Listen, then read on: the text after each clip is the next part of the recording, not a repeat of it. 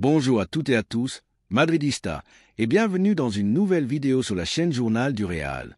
On espère que vous allez bien. Après un petit week-end de repos bien mérité, c'est la rentrée du Real Madrid et la nôtre aussi. Les vacances sont terminées, place à la nouvelle saison.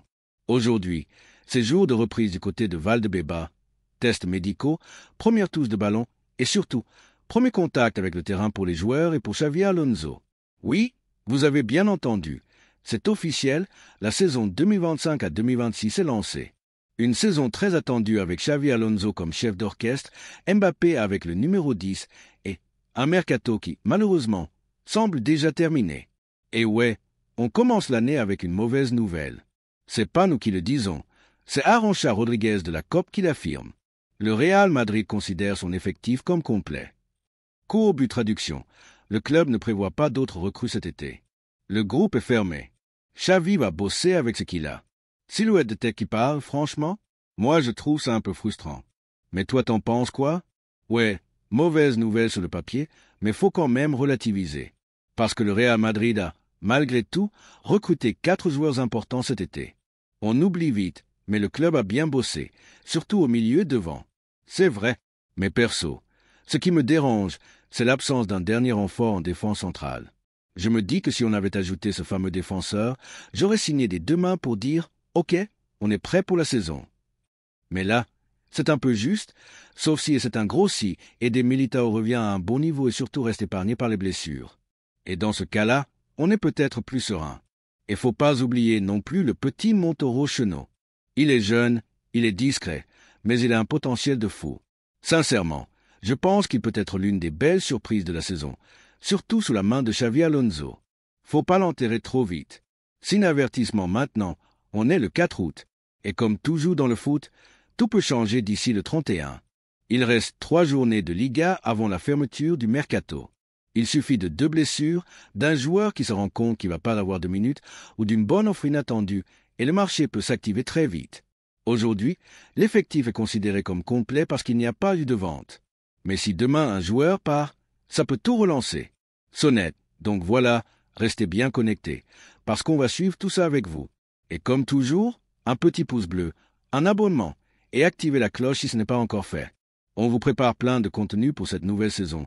Et croyez-moi, on va vivre de très grandes choses ensemble. À tout de suite dans les commentaires. À la Madrid y nada más. Micro. Et tu sais quoi? Finalement, il y en a peut-être certains dans ce vestiaire qui vont se dire d'ici peu. En fait, j'ai rien à faire ici cette saison. Et c'est là où moi je parle de mauvaises nouvelles, pas seulement pour les arrivées, mais aussi pour les départs. Parce que, franchement, il y a des dossiers que t'as pas su boucler. On va y revenir, mais à ce jour, le Real Madrid n'a reçu quasiment aucune offre concrète pour les joueurs de l'équipe première. Panneau stop pendant 2 semaines, tout était à l'arrêt. Rien. Silence radio. Bon, c'était les vacances, faut le dire aussi, tout le monde était déconnecté, agent, club, direction sportive, donc normal que le marché ait été figé.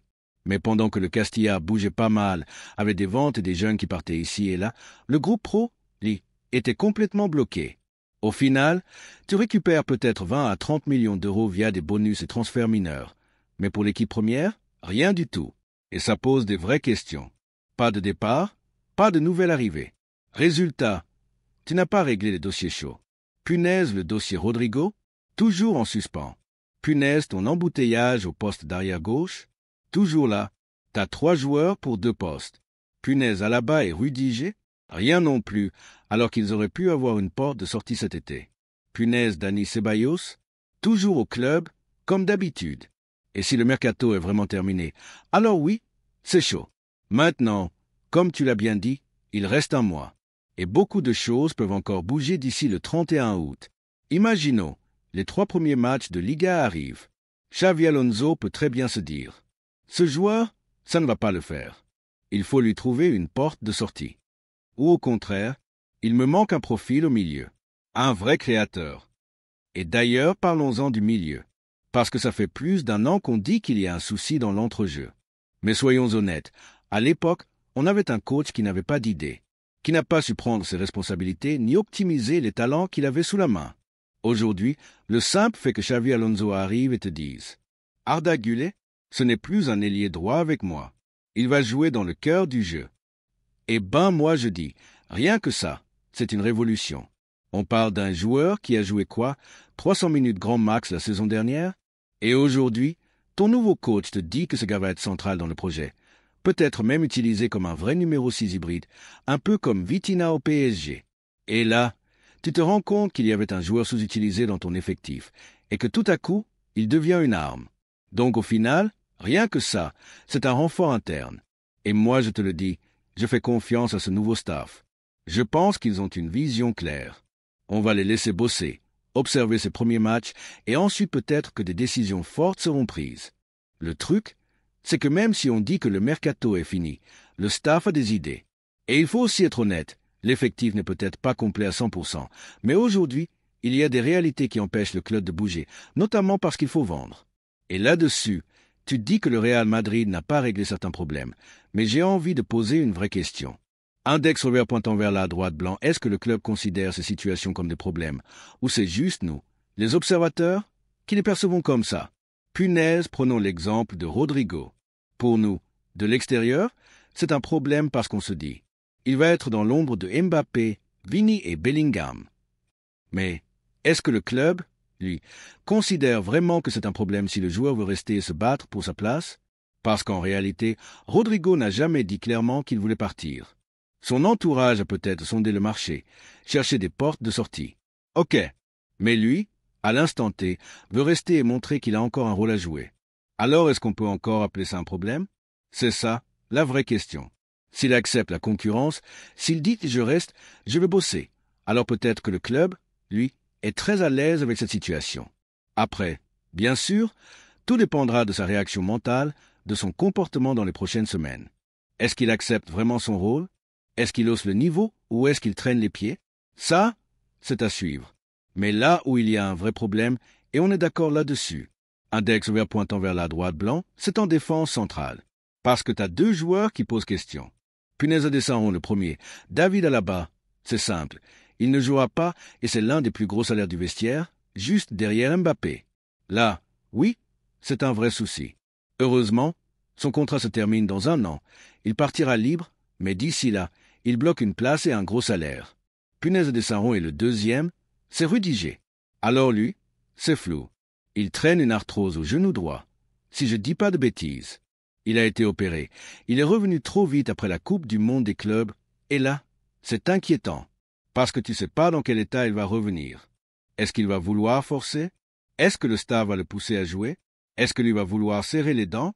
Mais franchement, forcer un joueur qui a mal au genou, c'est jamais une bonne idée. Et tu connais la suite. Si les performances sont moyennes, on va entendre partout. Ouais, mais Rudiger c'est plus le même. Il a plus le niveau. Alors qu'en fait, le mec est simplement diminué physiquement. Et là, tu te rends compte que tu es dans une impasse.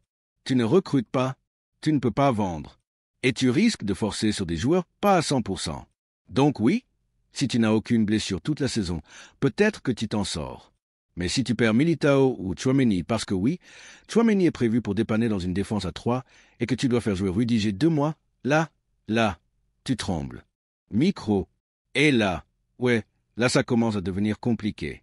Parce qu'en cas de pépin, on va se retrouver à regarder du côté de Raúl Asensio, et là on parle d'un jeune du Castilla. On n'est plus dans la profondeur de banc, on est dans l'urgence. Bouton répété et tu sais quoi? Je reviens sur Militao, parce que beaucoup l'attendent comme le sauveur. Mais faut pas oublier un truc. Avant sa blessure, il avait joué 2 mois et demi, et franchement, il était en difficulté. On voulait tous le mettre sur le banc. Faut être honnête. Donc ce n'était pas un retour de blessure, ce n'était pas un manque de rythme. Non, il était juste à côté de ses pompes. Et ça, on a un peu tendance à l'oublier. Et ce que je veux dire là-dessus, c'est qu'on a aujourd'hui une vision biaisée de cet effectif, à cause de la dernière saison sous Ancelotti. Tout le monde a l'air d'être devenu nul. Valverde, c'est plus qu'un joueur de couloir. Mbappé, on se demande à quoi il sert. Vini, on le traite limite comme un joueur moyen. Et même Bellingham, certains commencent à douter. Mais ça, c'est à cause du contexte de la saison dernière.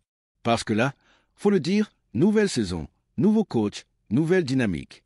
Et moi, j'attends de voir. J'attends de voir ce que peut donner Militao avec Xavi Alonso. J'attends de voir ce que donnent Vinicius et Mbappé ensemble, parce que perso, je pense que ça peut marcher. Sinon, attention, Vinicius, on le sait, il a raté sa saison. Il a eu son année sabbatique, comme on dit. Maintenant, c'est reparti. C'est le moment ou jamais pour lui de relancer la machine. Et puis, Rodrigo, justement. Moi, je continue de penser qu'un départ aurait été le mieux pour lui comme pour le club. Ça aurait simplifié pas mal de choses côté mercato, permis de libérer de la masse salariale, d'ouvrir une place, d'aller chercher un profil complémentaire. Mais si jamais il reste et que Xavi Alonso décide vraiment de s'appuyer sur lui, eh bien ça peut être une vraie bonne surprise. Rodrigo en joueur de rotation, voire titulaire si Vini ou Mbappé ne répondent pas, ça peut te changer des matchs. Et surtout, ça t'évite de te retrouver avec une ligne offensive ultra courte. Mbappé, Vinicius, Endrick, on ne sait même pas s'il va jouer. Gonzalo, idem, peut-être prêté. Brahim, Mastantuono, ça te fait 2 titulaires sur. Et derrière, des inconnus. Donc rien que pour ça, garder Rodrigo, ça peut aussi apporter de la stabilité offensive. Mais là où je suis toujours inquiet, c'est au milieu de terrain. Parce que tu pars sur une saison avec 5 vrais milieux pour 3 postes. Allez, si tu rajoutes Ceballos, mais bon, et encore, sur ces 6, il y en a peu qui donnent de vraies garanties. Camavinga, ça fait 2 ans qu'il est moyen, qu'il ne trouve pas sa position. Tchouaméni, encore trop irrégulier. Valverde, ok, une de tes rares certitudes. Bellingham, grosse saison, mais blessure à l'épaule, faut voir comment il revient. Arda Güler, j'y crois, mais c'est pas encore une référence. Ceballos, bah, Ceballos quoi? Donc au final, tu regardes ton milieu et tu te dis, ok, j'ai 2 certitudes, et derrière, des joueurs qui doivent se confirmer. Mais là encore, je le redis, notre vision est déformée par la saison dernière. On a vu un collectif sans idée, un coach qui ne changeait rien, des mecs utilisés à contre-nature. Et aujourd'hui, avec un nouveau staff, un nouveau projet, des idées fraîches, faut aussi laisser un peu de place à la progression. Et puis si tu regardes bien, pour le rôle de Bellingham, t'as Brahim et Mastantuono qui peuvent couvrir. Et en dessous, pour les postes de relayeur ou de 6, Valverde, Tchouaméni, Camavinga, Ceballos. Donc au final, t'as 4 mecs pour 2 postes et 3 profils plus offensifs pour l'autre. C'est pas le top du top, mais c'est pas non plus un désert. Bull et vous, Madridista, est-ce que vous êtes confiant avec cet effectif-là? Est-ce que vous voyez Rodrigo rebondir sous Xavi Alonso? Et surtout, est-ce que vous pensez que le Real doit encore bouger avant la fin du mercato? Dites-le moi dans les commentaires. Comme toujours, merci d'avoir suivi cette vidéo. Lâchez un petit like, abonnez-vous à la chaîne et activez la cloche. La saison commence fort et on va vivre ça ensemble. Vamos! Et puis, faut pas oublier les jeunes. Parce que là on parle de l'effectif pro, mais il y a des pépites qui poussent derrière. Des jeunes du Castilla, des milieux notamment, et on n'est pas à l'abri d'une explosion. Un mec qui monte, qui prend du rythme, qui s'entraîne avec le groupe pro, qui gratte des minutes en maths. Et avec Xavi Alonso, on sait que les jeunes auront leur chance. Après, soyons lucides, numériquement, l'effectif est déjà bien rempli. Donc faire monter un jeune, c'est forcément le faire passer devant des mecs de 27 à 28 ans. C'est un pari fort. Mais si un talent explose, tu peux pas l'ignorer. C'est ça qu'on attend aussi de Xavi Alonso. Avoir le courage d'innover, de donner une vraie place à ceux qui le méritent. Mais plus largement, si on se penche sur l'effectif du Real aujourd'hui, en enlevant le filtre négatif de la saison passée, il y a de la qualité. Mais c'est vrai, ça fait 2 à 3 ans qu'on répète dans la communauté madridista que certaines zones sont trop justes. La charnière centrale, le poste de latéral gauche, et maintenant le milieu de terrain avec le départ de Kroos. Alors oui, c'est vrai, il y a des gros chantiers qui ont été réglés cet été. Et ça, on peut pas l'ignorer. Coche épaisse blanche, tu as réglé le cas Mbappé. Coche épaisse blanche, tu as renforcé ton banc offensif avec Gonzalo et Endrick. Coche épaisse blanche, tu as posé les bases d'un nouveau cycle avec un vrai coach, un projet clair. Mais à côté de ça, t'as quand même 2 points qui inquiètent encore. Le milieu, parce que tu remplaces pas Kroos aussi facilement. Et la défense centrale, parce que t'as trop d'interrogations physiques. Et au final, comme toujours, la vérité sera sur le terrain. Et moi, ce que je veux voir, c'est ce que Xavi Alonso est capable de faire avec ce groupe-là. Parce que ce groupe, faut pas le jeter. Je suis désolé, mais Camavinga, faut pas l'enterrer. Valverde, c'est un moteur. Même Ceballos, que certains veulent déjà éjecter, peut apporter 20 bonnes minutes en sortie de banc, en gestion de match, en conservation de balles. C'est un joueur d'effectif, et ce genre de profil, ça te fait gagner des points en Liga. Et justement, en Liga, soyons clairs, le Real Madrid n'a rien à envier à personne. Je parle pas de Ligue des Champions, je parle trophées nationaux. Et pour moi, cette saison, la priorité c'est la Liga. La Liga doit redevenir l'obsession. Parce que le Barça, faut arrêter 2 minutes. Index ouvert pointant vers la droite blanc la saison dernière, c'était du sur-régime. Des victoires poussives, parfois au mental, parfois avec la chance. Tu te souviens du match contre le Celta Vigo? Il passe à 2 doigts de perdre et bam, triplé de Borja dans les dernières minutes. Mais ce genre de scénario, c'est possible parce que le Real ne poussait pas derrière. Maintenant, si tu mets un Real solide qui gagne ses matchs, qui met la pression semaine après semaine, je suis pas sûr que le Barça suive. L'atmosphère change, les doutes s'installent, et c'est là que tu peux faire la différence. Quant à l'Atlético, bon, là, on continue de rigoler gentiment. Ils dépensent, ils bricolent, ils tentent, mais il se passe rien. Et ça va encore être la même histoire. Et on termine là-dessus. Coche épaisse blanche, Rodrigo veut rester.